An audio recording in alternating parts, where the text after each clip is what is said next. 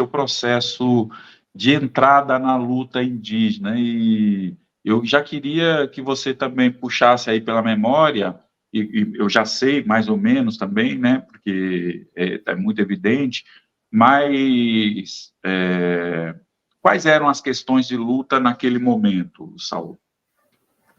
Bom, primeira coisa, é importante a gente contextualizar a conjuntura brasileira, né? Então, veja, eu nasci em abril de 1963. Um ano depois, houve o golpe militar, ou civil militar, como queiram denominar. Então, eu cresci, sim, eu vivi toda a minha infância, a minha adolescência, durante o período ditatorial, né? Então, eu fui uma criança, um adolescente e um jovem que sofreu as consequências de viver num país dominado pelo terror, né?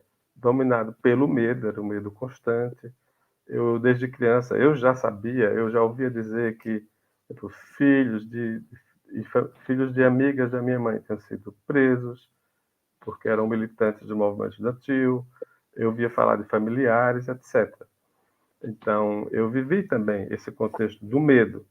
E lá em Palmeira dos Índios não era diferente, né? Quer dizer, a gente também sabia disso, a gente tinha medo e tudo. E esses temas como questão indígena, eram temas proibidos, né? Então não era fácil você se aproximar. Em função disso, desse contexto da ditadura militar, os indígenas estavam em situação bastante complicada, porque nós tínhamos esses povos com muito tempo de contato, que aí se inclui entre eles os povos aqui da região Nordeste, e os povos com pouco tempo de contato, mais os povos amazônicos e os povos também sem contato. Num contexto em que a narrativa do Estado brasileiro, ou do governo ditatorial, era de integração dos sobreviventes, que se considerava que eram poucos os sobreviventes, se falava em torno de 170 mil a 200 mil pessoas, isso eu estou falando do final dos anos 70. Né? E esses indígenas, eles eram considerados uma categoria transitória. E então, esses restos, eram considerados assim, os restos, os sobreviventes, eles seriam, então, transformados em não indígenas através de um decreto. Porque, inclusive, chegamos a ter, né, uma proposta de emancipação, que foi do ministro Rangel Reis, e ele propunha que os indígenas se autodeclarassem libertados, eu vou usar essa expressão que é cruel, né? Mas libertados da condição de indígena. Então, eles estariam emancipados. Então, a lógica da emancipação era, na verdade, você negar a identidade indígena e se tornar um cidadão brasileiro comum. Então, esse foi o contexto em que eu cresci, né? Nós não tínhamos internet, os jornais eram jornais controlados pela ditadura militar, então eu já não tinha como conhecer, entender sobre questão indígena. Aí, ali na minha adolescência, ali em torno dos meus 16, 17 anos, eu começo a participar dos movimentos de jovens da Igreja Católica, que eram movimentos com um perfil moderado, assim, naquela minha região, mas a partir dali a gente conseguia acessar, né, algumas fontes de informação. Então foi mais ou menos nesse período que eu comecei a ler o jornal, um jornal da Prelazia de São Félix, do Xingu, lá no Mato Grosso, que tinha como bispo Dom Pedro Casaldava, que se chamava Alvorada. Então a gente lá do grupo de jovens, a gente assinava esse jornal, o jornal chegava nas nossas casas, e eu comecei a ler o jornal Porantim, que é do CIMI, e aí o Porantim vai me aproximar do CIMI, e eu... Porantim é de que ano, Saulo? Desculpe. Rapaz, Começa que ano? Eu não sei, eu não lembro agora o nome exato, é uma vergonha, não lembro o ano exato do Porantim. Mas é aí década de 70, 70, sim, Saulo? sim. O Porantim começa em 70. Eu acho que ele começa como uma brochurazinha assim, né? E em 1978 ele já era um jornal mesmo com esse essas características que ele tem hoje, né? Mas ele já vem de antes. O Porantim, ele começa através da equipe do CIMI Norte 1, que tem sede em Manaus. Então, o professor Paulo Suez, pai de Paulo Suez, participou da primeira edição do Jornal Porantim. O professor Renato Atias, que naquele tempo se encontrava também em Manaus, participou daquelas primeiras edições, que era nesse formato brochura, e esse boletim depois se transforma no jornal. Então, deve ser o jornal mais antigo em circulação que iniciou no período da ditadura militar. Então, ele é o símbolo da resistência, o Porantim, né? Tinha outra leitura que a gente acessava também, que era o jornal O São Paulo, que era da Arquidiocese de São Paulo, né? E a gente conseguia, através dessas leituras também, né, acessar muitas informações. Então, eu começo a acessar esses jornais, eu estou participando desse grupo de jovens, e a partir daí eu começo a ter informações sobre a teologia da libertação. Eu me apaixono pela teologia da libertação, aí eu conheço a história de Noel de Câmara, e eu faço uma trajetória muito interessante, porque eu era, assim, aos 17 anos, 18 anos, eu comecei a estudar odontologia na Universidade Federal de Alagoas. E eu resolvo que eu quero estudar a teologia da libertação. Então, eu vou sair do curso de odontologia e eu vou para um seminário para estudar, porque eu queria estudar teologia. Só que eu vou para o seminário de Maceió, que era muito conservador. E lá eu vou fazer várias discussões até conseguir chegar onde eu queria, que o meu sonho era estudar no Recife, porque no Recife havia o Instituto Teológico do Recife, que era uma referência da teologia da libertação na América Latina.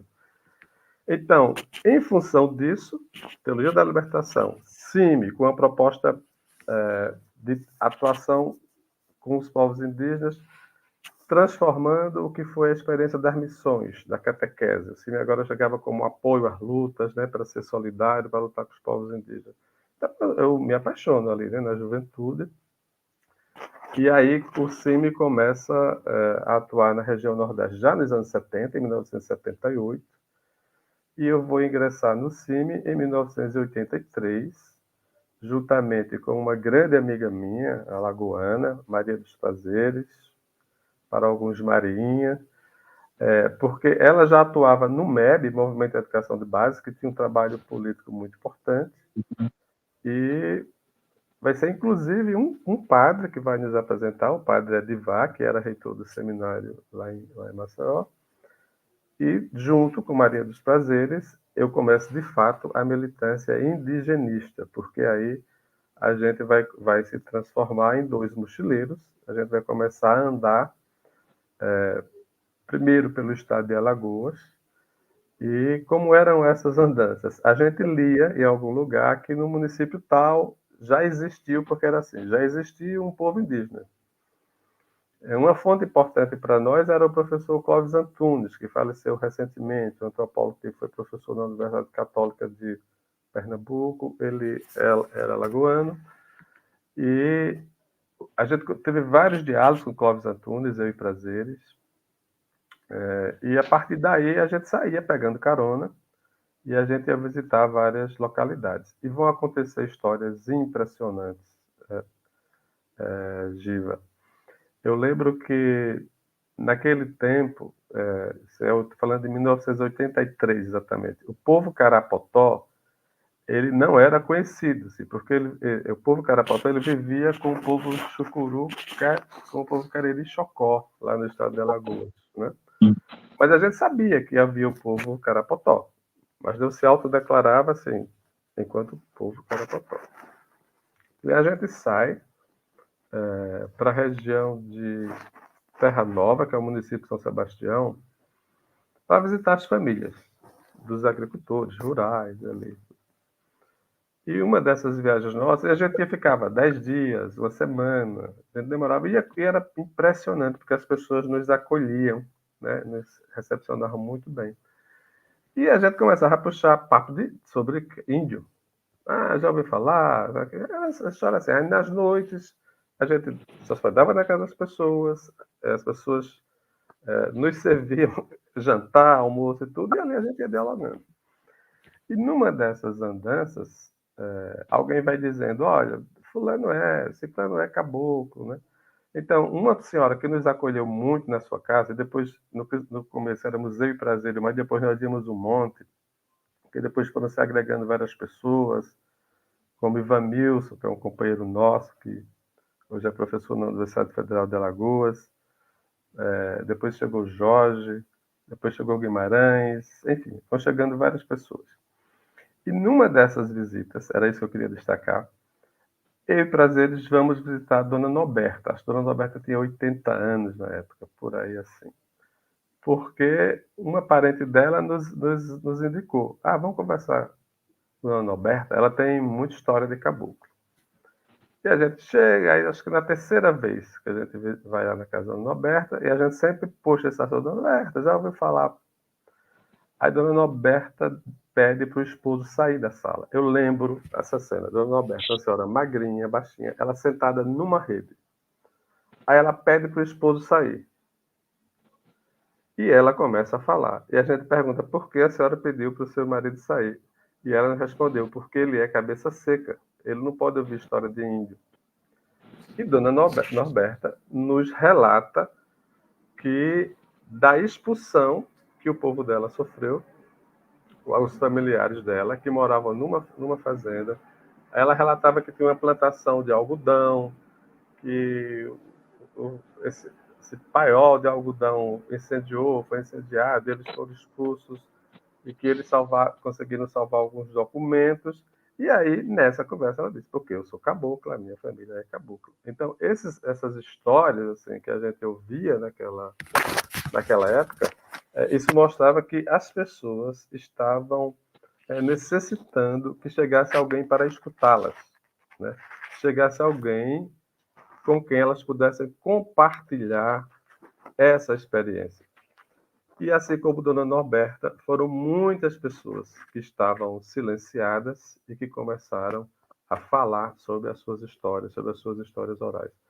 Então, através, né, das visitas, das convivências, né, do cotidiano, a gente começou a escutar várias histórias e, coincidentemente, o povo carapotó ele começa a se organizar e depois vai empreender lutas de reconquista territorial, né?